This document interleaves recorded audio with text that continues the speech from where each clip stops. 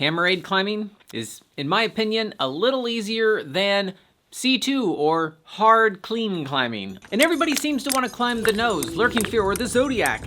And if you can smash in the iron on an A3 route, sometimes it's not that bad. Ugh, my abs. In this video, I'm going to introduce to you the WAC, the Whipped HMPE Aid Climbing Kit. It is a funcness device that you can make yourself. It weighs less than a wired or cabled funcness device, and if you want to splice it directly into the eye of the hammer, you can do that. This is a funcness device, and before you understand how to whack, it's important to understand what they're used for. You would clip this to the back of the hammer, and then you would clip the other side to a piton, and then you are just hammering the air, trying to whack out the pitons out of the wall. Pretend like you're trying to hit a nail in the sky.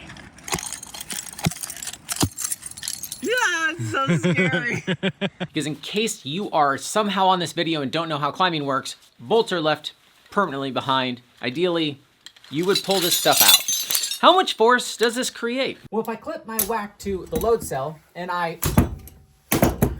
try to funk out the carabiner off of it, let's go look at how much force that is. 0.39 kilonewtons. That doesn't seem right. Man, it really hurts when your load cell isn't fast enough. Get it? That's 1,000 hertz, which is 1,000 times per second that it's reading. But when I did this with the load cell, with 10,000 hertz, I got anywhere from 4 to 6 kilonewtons. But then when I tried really hard, I could get anywhere from 8 to 9 kilonewtons. Now to remove pitons, you gotta hit it up, down, and whack. Up, down, and whack. And that's why we have piton scars, which is why you need totems in order to put cams in those spots now that are big enough for cams, but they're awkwardly shaped. But that's why we try not to use hammers when we don't need to. And you shouldn't use a hammer on routes that don't require it. You want to clean climb or leave no permanent damage to the rock if you are on a clean route. So let's make sure we establish that first. Now the funcness devices that you can buy on the market now are made out of cable, and this one is 20 inches long. It is surprisingly more flexible than you might imagine, so you can whack, but it is somewhat stiff, and this is about as compact as it's going to get. Not that that's the end of the world. And this is 84 grams. Now with just 4 feet of Dyneema, you can make a whack that's loose, and this is super flexible and only 15 grams. Now I have it directly spliced to that eye, and I'm gonna try that for a little while, because when I put stuff like this in here and I'm whacking, it doesn't feel like the carabiner's always sitting the way I want it to be, where this eye is big enough to rotate either way, and you can't cross-load this. The other thing I like is that it's always with my hammer, and that if I turn this, I could clip this, which is the side that would be clipped to pitons, and then I could use this as a hammer until I'm ready to clean. Now, something I didn't know before was how this sling that held the hammer was held in there. That's it. That's it. It's just some webbing. There's a hole drilled in the bottom of the hammer, some webbing shoved inside of there, and a screw going through it. So if you ever want to change this sling out, just make sure you test it first. This Kong hammer comes with this 11mm Dyneema sling, and right now I just have an overhand in it. Whereas I tied this to a shoulder-length sling so it could have one more thing hanging off of me. And if you don't plan to whack a lot on a wall, you could always go with a smaller hammer just to remove some stuck nuts. And in this case, I just drilled a hole that way instead of down through the bottom for that loop there. Look, another whack. You could always take a Dyneema sling. You could either put a carabiner, you could tape an eye to eye, right, like that, and you could whack with a Dyneema sling. If I whack with something, I don't want to use it for life-supporting stuff. I don't want to accidentally cross-load carabiners over and over at 8 kilonewtons and then use it for something that really matters, or a sling.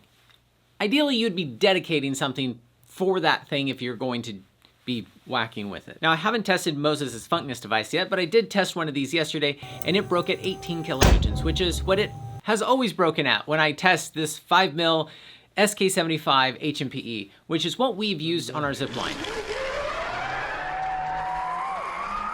Sadly, I'm gonna break the other 2 of these that I've made because I like them. But if we're getting consistently 18 kilonewtons, one, please don't trust your life to this stuff. This is too funk. Now we'll break the other 2 of these that I've made, and then we'll break Moses' thing before I show you how to tie this, and that'll be the second half of the video for anybody who gets one of these and wants to make their own. Let's break the next one. Hey, that's pretty consistent. And it helixes every time because of the one strand it's pulling through. Damn. We were close to 18. This is the part I'm always concerned about when I'm funking, not this part. Oh, that's what happens when it's damaged. Because that is where it was damaged. Hey, we're in the ballpark. That's the plastic tubing. Broke where it was swaged, which is up inside of there. 15 kilonewtons is super strong enough if you're funking with it.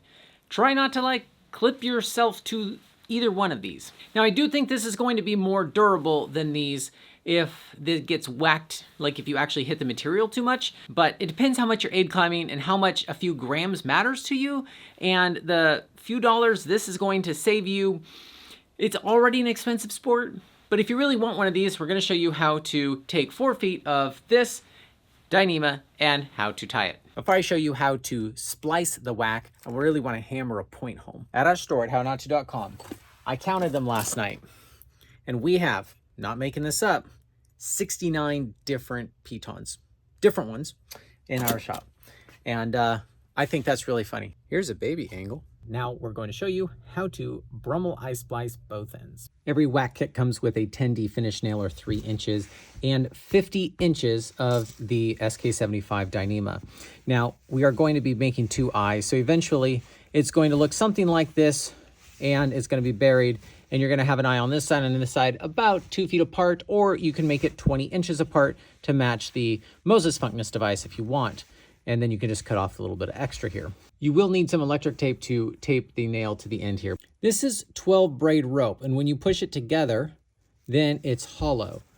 And you can stick your super cheap fid right down the center, and that's how we're going to be splicing this. Now a simple splice would just go right inside all the way down, and then you would have an eye, and that's it. That would hold full strength. However, we're going to be moving it around a bunch, and we don't want that to slowly work itself out. So we are going to tie this with a Brummel splice, and so we want 8 inches of bury when we're done, so we're going to measure out 10 for this is where we want our eye. The reason you want to do that is because when you push this together, it's going to get shorter to be able to fit this inside of it. Now typically you want to leave room for a big eye, but this is the side that the carabiner is going to be on, and I like to make that eye really tight so it's not moving around on the carabiner like the fixed side of a quick draw. So if that's where I want my eye, I'm going to want to put that through here. And in order to do that, we've identified that's where it goes. You're going to want to put it straight down the center, and when you're done, you're going to want to count the strands. 1, 2, 3, 4, 5, 6, 7. So that was not dead center. That would not be split evenly. This looks better. And so you go 1, 2, 3, 4, 5, 6. 1, 2, 3, 4, 5, 6. So we're going to fit it through that hole. And in order to do that, we are going to tape our fid to this HMPE. This is an art. You don't want too much tape. You don't want too little. So you want to cut that at an angle. So you can put that on the nail right there, and you can get a couple wraps before you start going around the Dyneema so it doesn't come off. And then when you do get to the Dyneema, you really don't want too much, and you don't want any wrinkles. So that is super good enough. So we got 10 inches. We've identified our hole. We know that's the middle. We count it again. We go like this, and we go all the way through. And this is where we make the Brummel splice. And the Brummel splice is where you take this other side and you go through this tail until it looks like this, so it'll lock in place. Now we don't want that eye very big, so I'm gonna make that real tight, and I'm gonna pick that spot right there to do this. And in order to just use this one nail, I'm gonna open that up, because if you open it up big enough, it will be fine. That is center, and I'm going to just wiggle it open like so. That is big enough to just shove that in there for now. Easy peasy. This is what that looks like. And now you can play with that until you get your eye, and that will fit on a carabiner. Take my junky carabiner here, and I can test that. And you want it to be pretty tight, and that way it'll stay in place. Now it's time to bury this inside of here. And so we're gonna wanna go fairly high up on this. You want it to go inside of there, and you want to feed it down the center. You don't want it poking out the side. Very cheap fid. Normal fids are a lot better. And you're just going to go all the way through. You just snake it in. Once it looks like this, you can snake it as far as you want. Go like this, pull it through, snake it in. Just pull it off like that. So as I start at the top, I can milk it, and it's going to suck it back inside to where that's what it looks like. Looks like a full snake, and that's the side with the carabiner. And this part of the splice doesn't count for the strength, and you can see here that I have 8 inches of berry from there to here. So that, in all the tests I've done, is super good enough for the application we're talking about. Now, how long overall do you want it? Well, if you touched the end here, this would be a little shorter than 23 inches when you're done, because this is going to suck up a little bit. But I don't even need it to be 23 inches. Anywhere between 20 and 24 is fine. So let's say that is super good enough. I'm gonna want my eye to be right here. Now, you don't have to put it on your hammer, but this is where you would put it on there if you do want it on your hammer. You will want this eye bigger if it is, so it can freely rotate.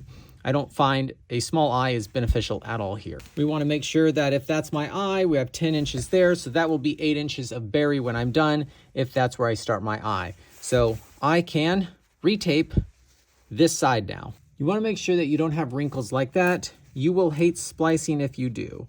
Really massage those out, stretch out the electric tape. That's what it's good for. So that looks like that's going to be smooth. 1, 2, 3, 4, 5, 6. 1, 2, 3, 4, 5, 6. That's where I want my eye. That is the center. This is where you decide how big the eye is, because you can make it small right here, or you can make it big as long as you have enough for it to bury. I think that's a plenty big eye. So now I'm going to take the other side and I'm going to go through here now. So I'm going to take this nail and just open it up so I don't have to untape anything. If you massage this, you can get that eye to be big enough that you can stick that through it with no problem. And that's your Brummel splice right there. So now we're going to lock that Brummel splice, and right there is where we're going to start splicing it in. Open up the snake, go down the center of it, and then we're almost done. So this is the end of the other splice. I'm just going to push my nail through there. It doesn't need to be, obviously it's not going to go past that. And then I can massage this until that comes all the way through. Worst case scenario, I cut off a little bit. As long as we buried it enough, doesn't matter. Now that that's sticking out, I'm going to milk it. I'm going to pull off my super fancy fid that came with my whack kit. Start at the Brummel, massage it. That gets sucked up inside of there. And if it doesn't, you could always cut it off. And I got it inside. That is awesome. Put your carabiner back on your eye, and you know, always forever have a whack on your hammer. You can just easily clip to that, give that a little twist, and it will stay out of your way. Now, what is the whipped part of the whack? Well, if you feel like this is going to come undone, you could wrap some fishing line around in a whipped end method. You wrap it around itself a few times, you pull it through the eye, and you just pull it tight.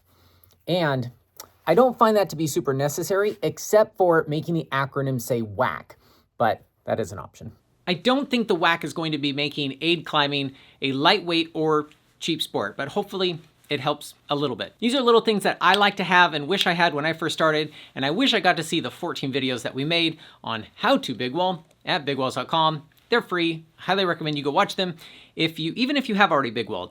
But if you haven't, watch them and definitely go practice. Practicing will help you more than even watching those videos. At the time of filming this, I will be including a whack with every hammer that we sell, since you typically need that to go with that. Or of course, you can always buy it separate. I do like making little things that make your life a little bit easier on a wall, including the clamp, which you can go watch next on how you can hang your cooker more easily and cheaply than some of the alternative options that are out there. Thanks for watching, and go have fun whacking.